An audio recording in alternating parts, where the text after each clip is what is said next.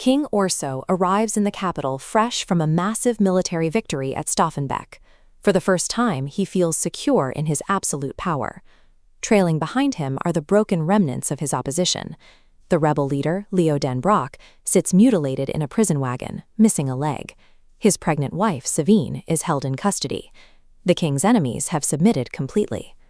But as the procession enters the city, the anticipated flower petals and cheering citizens are missing. Instead, the streets are clogged with an angry, armed mob of laborers refusing to move. The crowd swarms the procession. Forced to abandon the streets of his own capital, Orso and his guards make a frantic tactical retreat, locking themselves behind the massive stone walls of the Agriant, the government's inner fortress. This 3D diagram shows the rigid social pyramid of the Union. The crown sits at the apex, entirely supported by the masses at the base. Absolute power is not a physical reality. It is an illusion that relies completely on the compliance of the people at the bottom. The exact second the underclass stops believing in that hierarchy, the base fractures, and the entire system shatters into chaos. Regimes protect themselves with military force, bound together by the institutional oath. This invisible contract dictates that soldiers will obey their commanders and defend the elite from the majority.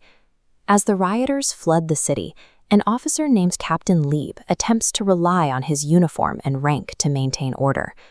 A group of common laborers ignore his authority entirely, knocking him to the wet cobblestones and beating him to death in an alley. At the gates of the Agriant, a different scenario plays out. An aristocratic commander orders veteran Sergeant Hope to shoot an unarmed washerwoman screaming at the barricades. Hope looks at the screaming woman and sees his own mother. He realizes his shared socioeconomic struggles with the hungry crowd outweigh his military oath. He lowers his bow, drives his sword into his commander's skull, and orders the gates opened. The king's defenses fall without a single cannon firing.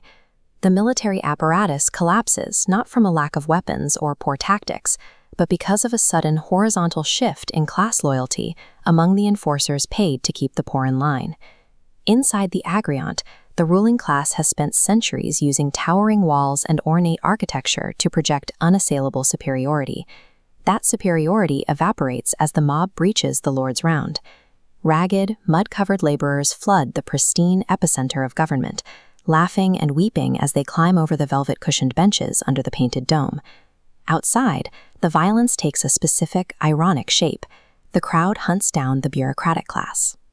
They drag Ettenbeck, a proud senior tax official, to a decorative stone fountain and drown him in it while cheering about taking a drink at the people's expense.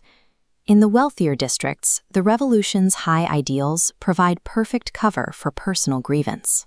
A criminal named Shali sneaks into a private manor and buries an axe in a rich man's skull right in front of his daughter, stealing his property while the streets burn. Wealth, property rights, and social status are not natural laws.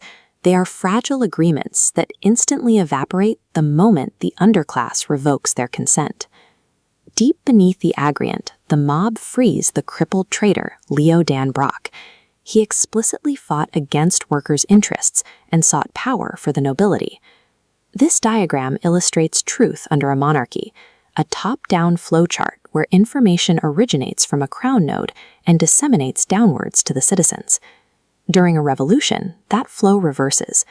Data lines now flow upwards from the citizens, filling a blank symbol icon representing Brock. Rather than lynching him, the rioters hoist Brock onto their shoulders. They cheer for his missing limbs, declaring that he suffered those wounds fighting for their freedom. A revolutionary mob ignores historical accuracy and objective facts. They strip away the complex reality of a person and use them as a blank canvas, projecting their own collective rage and desires onto whatever new symbol happens to be standing in front of them. Trapped within his palace walls and surrounded by a deafening sea of rioters, King Orso decides to sacrifice himself to the mob to spare his remaining guards. He orders the gates opened and steps out alone. Wearing his crown and jeweled sword, he keeps his head high, attempting to project regal composure and command the crowd one last time. The crowd parts to reveal their leader. It is Arch-Lector Pike, the hideously scarred head of Orso's own secret police and the chief inquisitor of the kingdom. The uprising did not breach the gates from the outside. The state's collapse was carefully engineered by the very men hired to protect it. A regime relies on its intelligence and torture apparatus to maintain control over the populace. The extreme cruelty required to run that machinery generates the exact venom needed to destroy the state. Far from the burning idealism of the capital city, the distant north operates on a colder, harsher set of rules. Inside Scarling's hall, Rikke sits in power, looking down at her defeated rival, Stour Nightfall. His legs have been meticulously crippled so he can never run away. He begs for mercy on the stone floor. Rikke considers showing grace to earn the people's gratitude.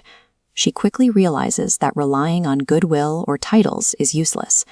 To hold power, you must make of your heart a stone and secure your position through fear. Contrast that brutal realism with the scene in the capital. When the defeated King Orso asks what happens next, Pike offers a utopian declaration: the people will decide the future. Orso responds with a cynical question: are they equipped for that? When the illusion of authority shatters, it leaves a terrifying vacuum. In that void, the high-minded wisdom of the crowd is entirely indistinguishable